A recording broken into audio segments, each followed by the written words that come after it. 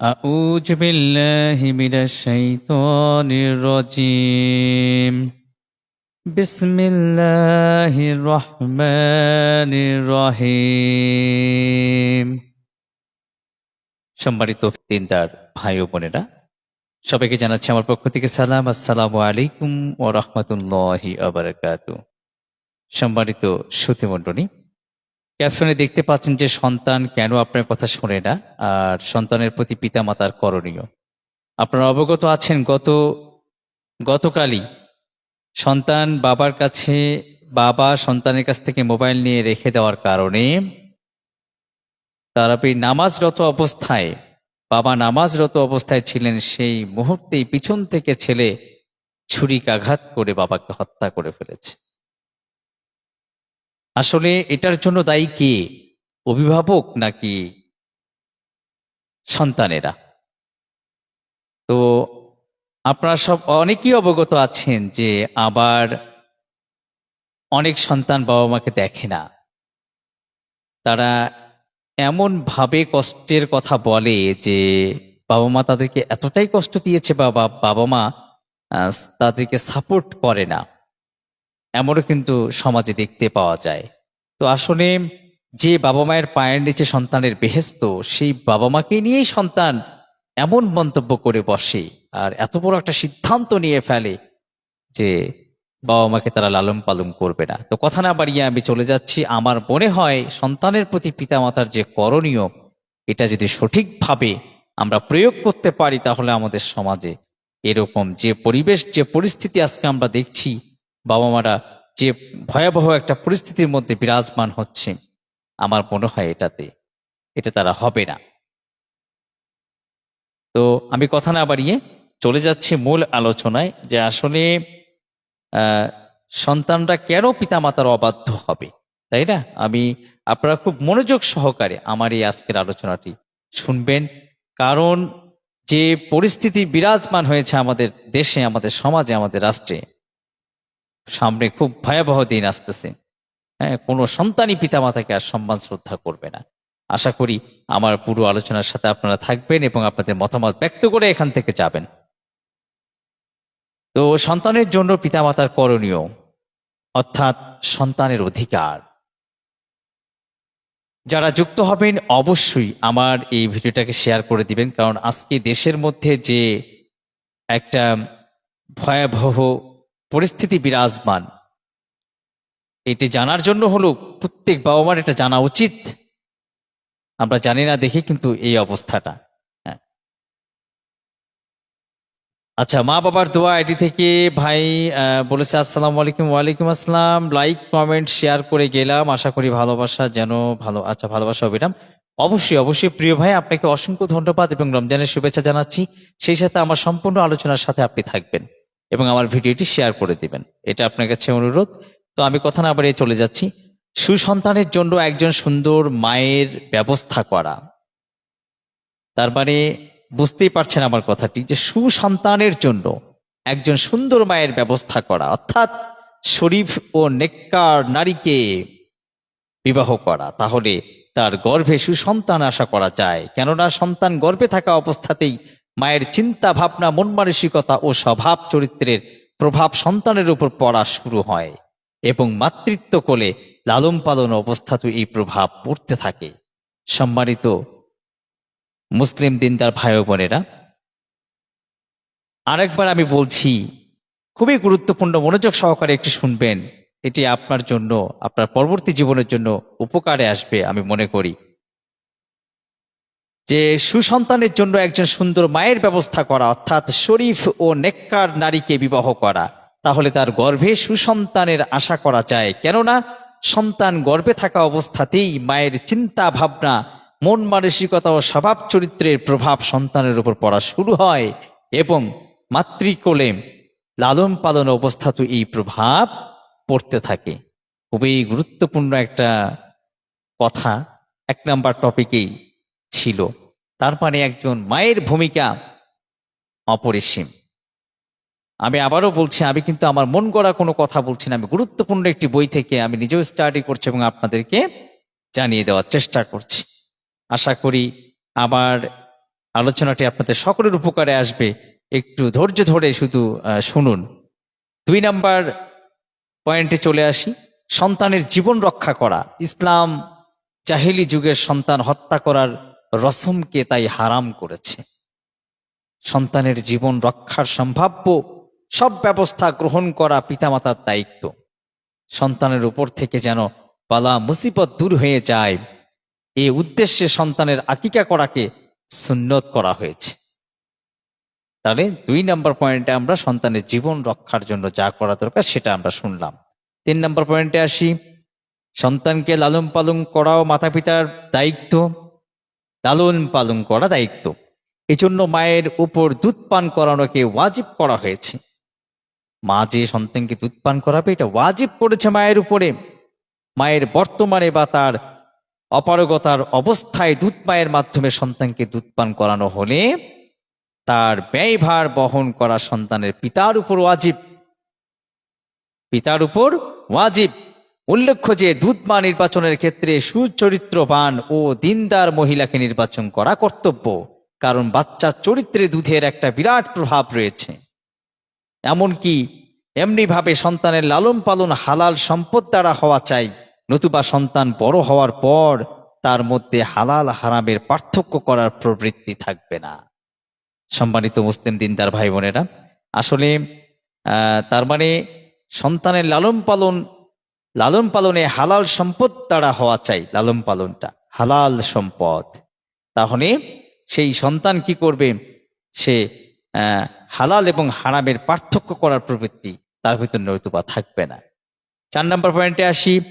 সন্তানকে আদর সোহাগের সাথে লালন পালন করা কর্তব্য।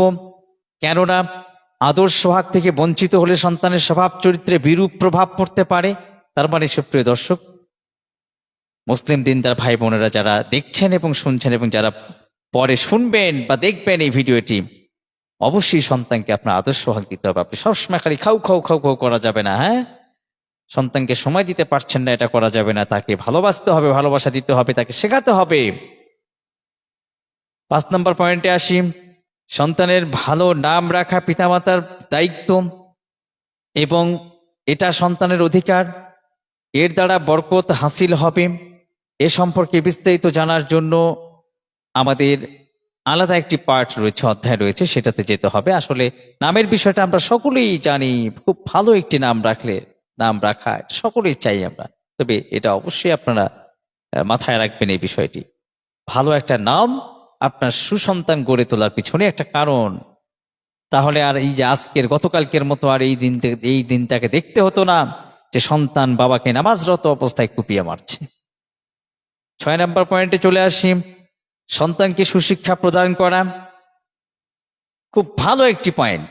আমি নিজেও একজন শিক্ষক হিসেবে এটি কিন্তু মানে খুব ব্যাপকভাবে আমি নিজেও এটা একটা সম্মুখীন হয়ে থাকি যে মানুষ অর্থকে বেশি করে দেখে, নিজের ঘর বাড়ি দালান কোঠাগুলো নিয়ে ব্যস্ত হয়ে যায়, সন্তানের পড়াশোনার প্রতি কোনো খেয়াল রাখে না, আমার সন্তানের ভবিষ্যৎ কি হবে সেটা দেখে না। আগে দেখে আমার ঘরের কাজ আগে সম্পন্ন হোক, তারপর ওকে প্রাইভেটে দিব, তারপর ওর পিছনে ওকে বই কিনে দিব, গাইড কিনে দিব। এরকম চিন্তা ভাবনা যে বাপ মায়ের আছে, তাদের আজকে এরকম দশা হবে। সন্তানকে সুশিক্ষা প্রদান করা। সন্তান ভূমিষ্ঠ হওয়ার সাথে সাথেই এই শিক্ষা প্রদান শুরু হবে। তাই সন্তান ছেলে হোক বা মেয়ে হোক, ভূমিষ্ঠ হওয়ার সাথে সাথেই তার ডান কানে আজানের শব্দগুলো এবং বাম কানে ইকামতের শব্দগুলো শোনানো সুন্নত করা হয়েছে।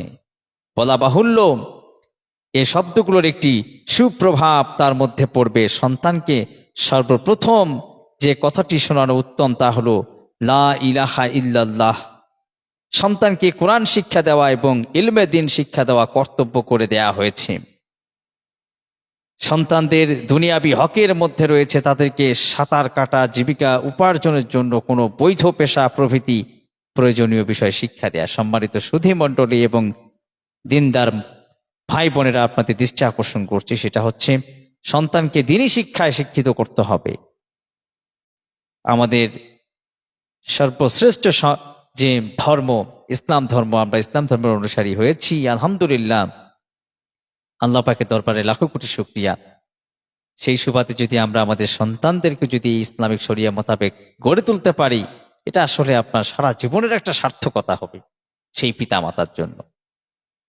সন্তানকে আদব, আমল, সুচরিত্র শিক্ষা দেয়া, দুধের শিশু অবস্থা থেকেই তার আদব চরিত্র শিক্ষা শুরু হয়ে যায়। তাই ইসলামী নীতিতে বলা হয়েছে দুগ্ধপোষ্য শিশুর জাগ্রত থাকা অবস্থায় তার সামনে পিতামাতা যৌন আচরণ থেকে বিরত থাকবে,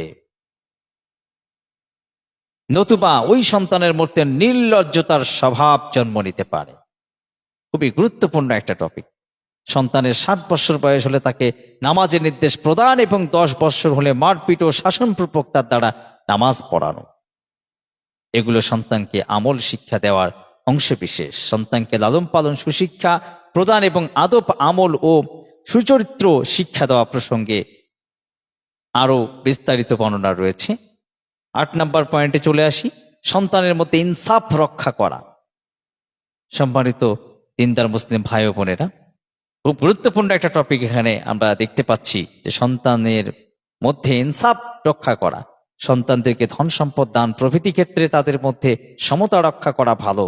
তবে কোনো সন্তান তালিবে ইলম হলে সে যেহেতু দিনের কাজে নিয়োজিত থাকা দারুণ জীবিকায় উপার্জনে স্বাভাবিকভাবে পিছিয়ে থাকবে, তাই তাকে কিছু বেশি দান করে গেলে কোনো অন্যায় হবে না। আশা করি কথাটা বুঝতে পেরেছেন। আমি আরেকবার একটু বুঝিয়ে বলি, যে সন্তানটি আপনার দিনী শিক্ষা শিক্ষিত হবে, ইসলামের পথে যাকে আপনি তৈরি করছেন, সে তো বাণিজ্য করার মতো কোনো কিছু শিখছে না, টাকা পয়সা উপার্জনের জন্য তাকে তো গড়ে তুলতেছেন না।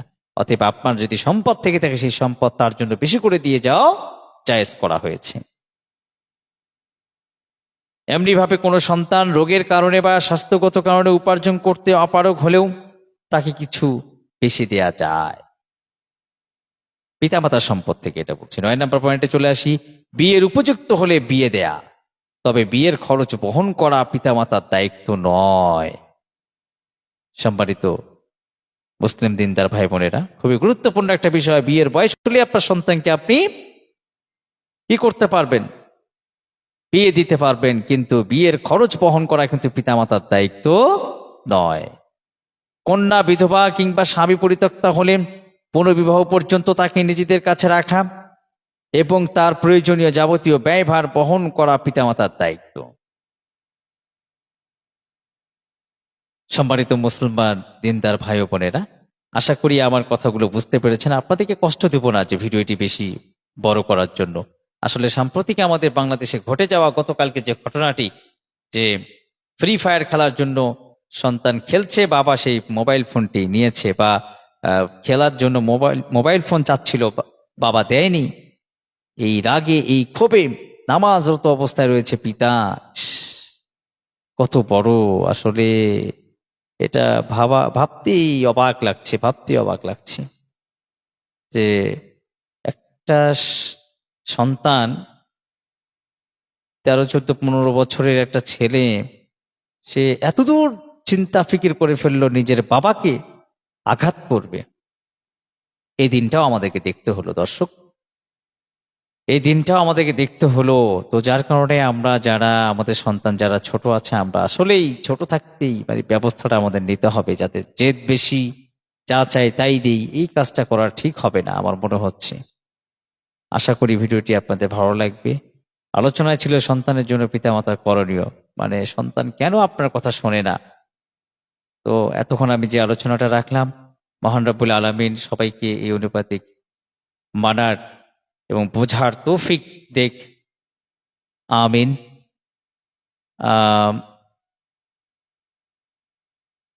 আবারও এরকম একটি গুরুত্বপূর্ণ টপিক নিয়ে আপনাদের সামনে আমি উপস্থিত থাকার চেষ্টা করব ইনশাআল্লাহ।